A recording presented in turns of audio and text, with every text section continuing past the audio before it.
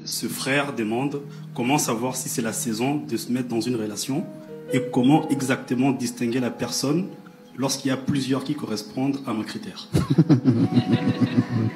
Comment savoir que c'est la saison? La maturité spirituelle, la maturité physique, la maturité financière. Je ne dis pas être riche non plus. Les gens disent, le pasteur Marcelo dit qu'il faut être riche pour se marier. Non, tu dois habiter chez toi. Tu dois pouvoir te nourrir toi-même et prendre soin de toi. Si papa et maman prennent soin de toi, ne te marie pas, sinon tu apportes à tes parents un nouvel enfant. La maturité sociale, être indépendant. Et aussi pour ceux qui sont dirigés par Dieu, Dieu te dit c'est le moment. Parce qu'un chrétien est dirigé par le Saint-Esprit, hein? Alors comment savoir? Mais Dieu te parle.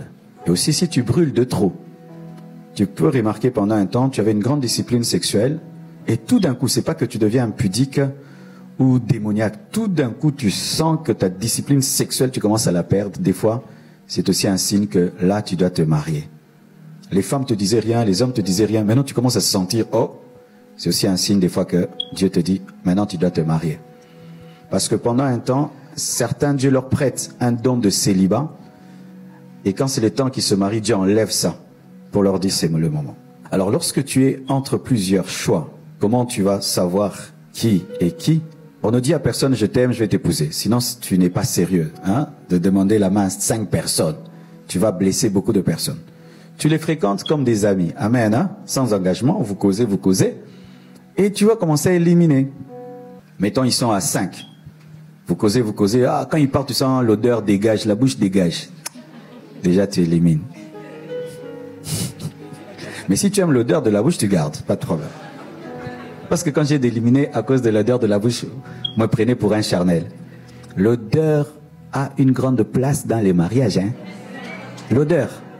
Et l'odeur, ne jouez pas avec l'odeur. L'odeur peut tuer un mariage.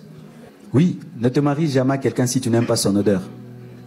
Alors si peut-être il ne sait pas se parfumer, hein, tu lui donnes des cadeaux. Mais ça, mais si tu sens que malgré tout ce qu'il met, il y a un truc là. Où tu donnes des dentifrices et tout.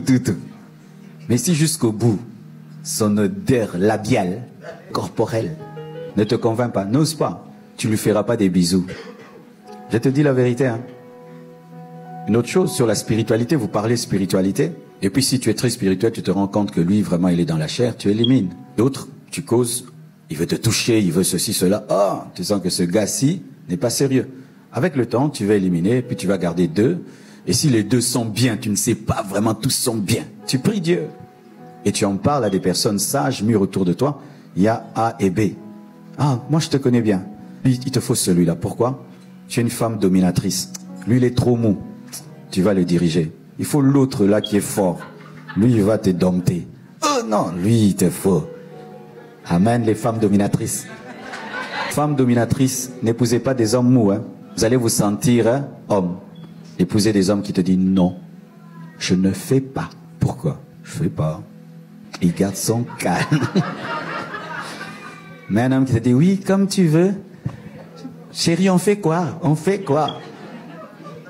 Un jour, un voleur entrera, il va dire chérie, le voleur.